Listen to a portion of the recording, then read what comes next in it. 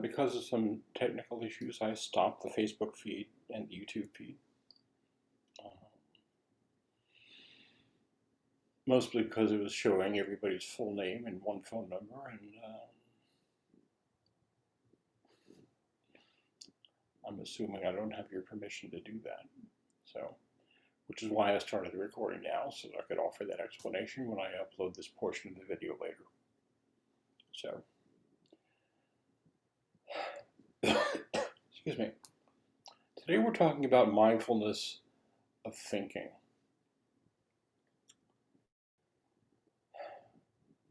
Thoughts come and go, and they have certain properties that are predictable.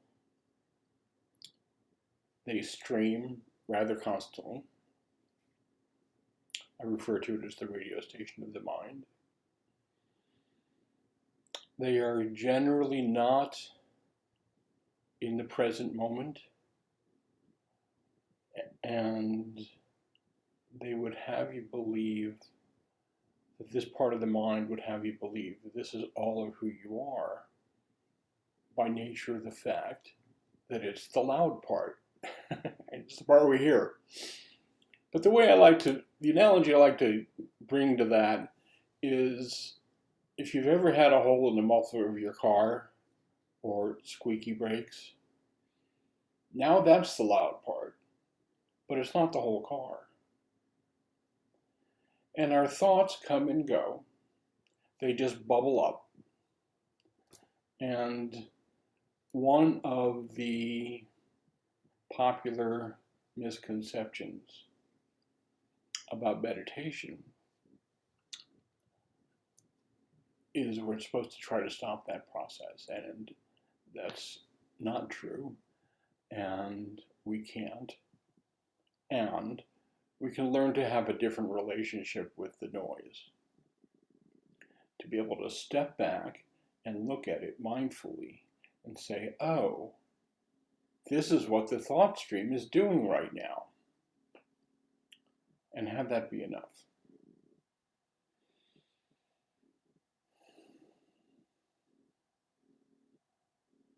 Because our thoughts are real, but they are not truths.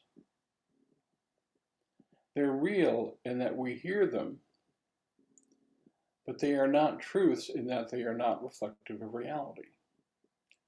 It's a mishmash of things that happened recently or far ago, what I had for breakfast this morning, what I saw on television, and how I'm feeling at the moment.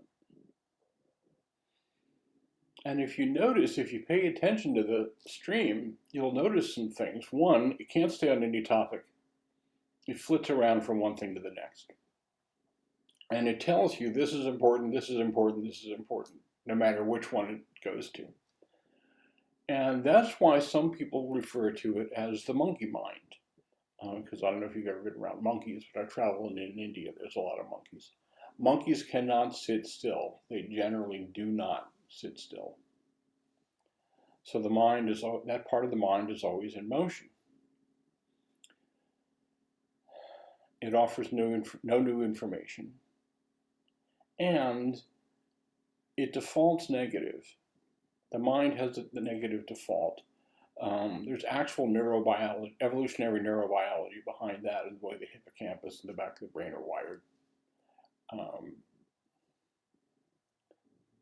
And I think it's important to know that the mind defaults there automatically, and we can decide to say whether or not we're going to participate in that or live through that or use that as a lens through which we see the world. It's important to know that the mind defaults there, I think, because a lot of people have come to me, and I've heard a lot of people talk about the negative thinking as an opportunity to be harshly self-judgmental. And this is a gentleness practice. This is a self-compassion practice. This is also a practice where we have an opportunity to see how our thinking has reinforced our negativity about ourselves. And looking at thinking as a foundation of mindfulness, we can step back from it and watch it kind of like a train going by. Oh, there goes everything is screwed up. There goes the world is tilting off the taxes because I couldn't broadcast on Facebook today. It's going to plunge into the sun.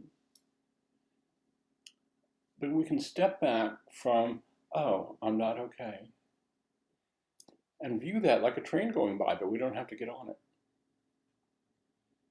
And if you pay attention to your thought and thinking from a mindfulness point of view, you may notice that it is actually separate from your experience of the moment. And I've told this story before about I was at a beach in North Carolina. I love living in Florida, but nobody has anything on the beaches of the Carolinas. It was beautiful, it was serene, it was remote, there was nobody else there. There was a guy walking his dog about a half a mile away. And I'm noticing this angry train of thought in my head about something completely unrelated to whatever is going on right now. And I said, oh, it's angry today. Not I'm angry today. It's angry today. And if we start to notice our thoughts from a stepped back point of view, we can also start to notice how they influence how we feel. Because when the thought train is angry, our body might start secreting hormones that make us feel angry, feel a little more energized. But our thoughts are real, but they're not true. They're generally not reflective of what's going on in the present moment. And they feel like the present moment because we're having an immediate experience of them. But what we're thinking is not going on anywhere outside our body and mind. What we're thinking about is not the thing that we're thinking about, it's just what we're thinking about. The thought is not the thing.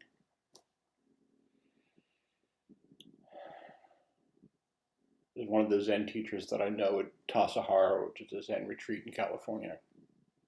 I'm struggling to remember her name because my thought stream won't go there. Likes to say that over and over again. The thought is not the thing. So when we're sitting in meditation is a really best way to practice this. And the more we practice this in meditation, the easier it gets to notice when we're walking around in the world. That's why they call it a practice. You're sitting in meditation and a thought comes. Doesn't matter what the thought is. It never matters what the thought is. It feels like it's transporting us out to a different time. It's like a TARDIS for the Doctor Who fans. And we may get irritated. And we may let whatever we're thinking irritate us. Or the thought of thinking, the process of thinking, the fact that the mind won't stop doing that, irritate us. That's fine. But we can step back and notice mindfully that we're having that experience and that it is not an experience of the reality of the moment. Because when you're meditating, the reality of the moment is simply that you are sitting here. And I've taken to using that in my practice when I notice that my mind has wandered off in thought. Notice I'm not saying I have wandered off in thought. I haven't wandered off anywhere. I'm still sitting here. My mind has wandered off in thought, and I say to myself, I'm just sitting here. I'm just sitting here. None of this is happening outside the experience of the moment. It may have happened yesterday where I'm playing back a conversation to a preferred conclusion, or I'm creating some thought of what might happen tomorrow, it also into my preferred conclusion. But in the present moment, we have nothing more than the simplicity of just sitting here when we're meditating. I'm just sitting here. And also, it's also true when we're walking around the world. Our thoughts are not what's actually happening at the moment.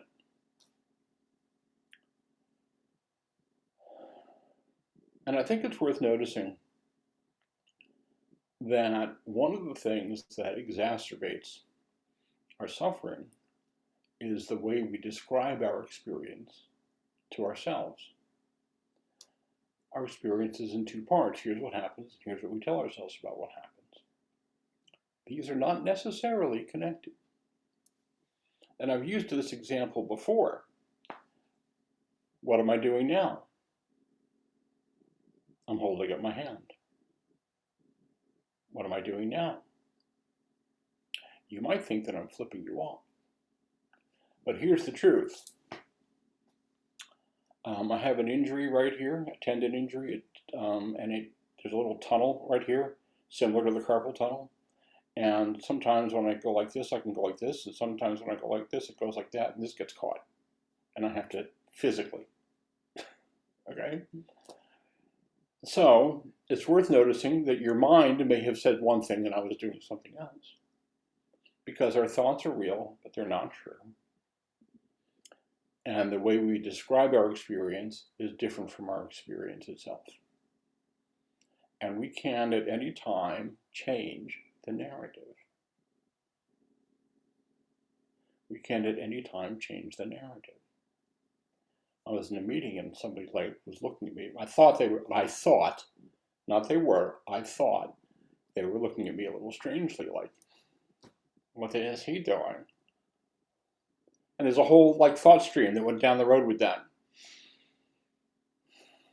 But I also knew that that wasn't actually happening. The truth is, this person probably wasn't thinking about me at all. Here's our experience. Here's what we tell ourselves about our experience. And in the Dharma, there's a teaching about the two arrows, which is exactly what this speaks to. The first arrow is the wound, whatever it is. I'm wounded, I'm hurt, I'm grieving, I'm whatever. There's nothing we can do about that because often is not how life just presents itself. The second arrow, boom, is self-inflicted. The self-inflicted wound of thinking that there's something wrong with me because I'm having this experience. This is especially important for people who deal with depression or anxiety. For people who grew up with trauma and there's a part of the brain that's wired for that, and because of the principle of neuroplasticity, we're rewiring the brain. In the meantime, we experience depression and trauma, and depression and anxiety. And this is a perfect opportunity to step back from the mind stream, step back from the thought stream, and recognize that this is just a radio station playing a message that isn't serving the present moment. And that's what mindfulness of thinking is. We recognize that we're still having an experience of sitting in the present moment. But our thoughts are doing something else. That's okay. They just churn. One of my favorite writers on the subject, a woman named Jeannie Dupro, she's a little-known writer. She teaches writing in California, and I was lucky enough to have her as my supervisor when I was a hospice counselor. And one day she said, "Oh, my book came out." It's nothing, right? But it's like one of my favorite books. And the way she describes it is that part of the mind is screaming down the road at 120 miles an hour and jumping over things and twists and turns, and it's going this way and that way, and she's being dragged along behind it. But the effect of meditation is the mind is still doing all of that. But now we can step back and not be dragged along behind it and observe. I'm just watching my mind doing this thing. I'm hanging out at this unbelievably placid beach on the Outer Banks of North Carolina. That's all that was happening in that moment. The mind was doing its thing. And the mind does that. The lungs breathe, the heart beats, the mind thinks. And that was when I named that part, I gave that part of the mind a name, Herbert. It's a reference to Star Trek. You can Go to YouTube and Google Star Trek and Herbert, and you'll find it. And Spock says, I am not Herbert. I am not Herbert. So I named that part of the mind Herbert, because I am not that. Welcome back, Donna. So I can notice it has moods that are separate from my moods. My thinking mind, which I have named Herbert, is giving me angry stuff today, or it's giving me sad stuff today, or it's like hung up on something that happened yesterday. But I'm still here in the now, where none of what I'm thinking is actually happening. And that's the most important thing that I have to remember about what's going on inside my head, is it's not going on anywhere else.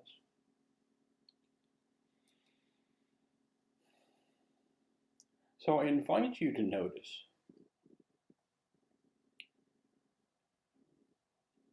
when the thought stream is taking you to a place that doesn't serve you. And it's okay to say, I don't want to go there. We're just not going to go there right now. We can't control what comes up. We can't control the first thought, but we can have influence over what we do with that and the second thought. And we can say, I'm not going to do this right now.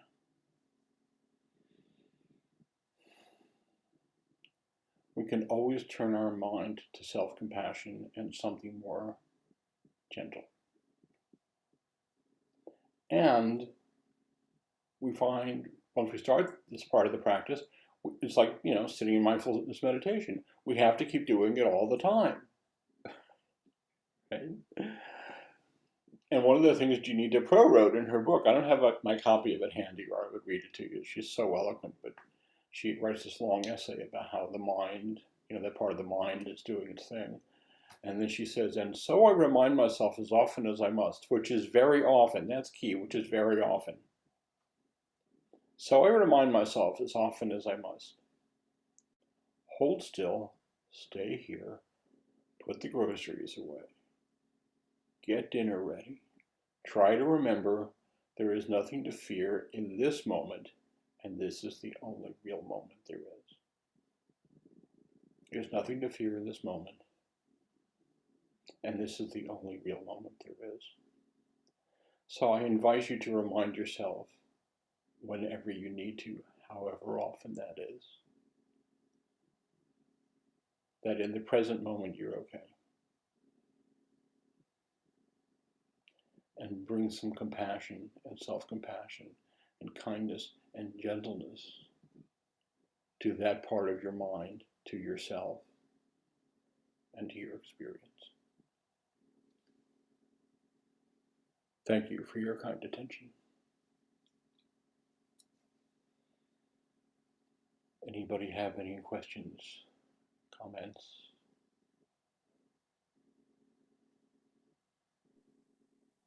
Thank you, Ken. Again, really enjoyed it. Letting go of thoughts, that is such a wonderful ability, and a regular meditation practice has given that to me, and I'm really grateful. So thank you. I'm glad that's working for you. Welcome, Donna. Nice to see you. And anybody else who's new? So,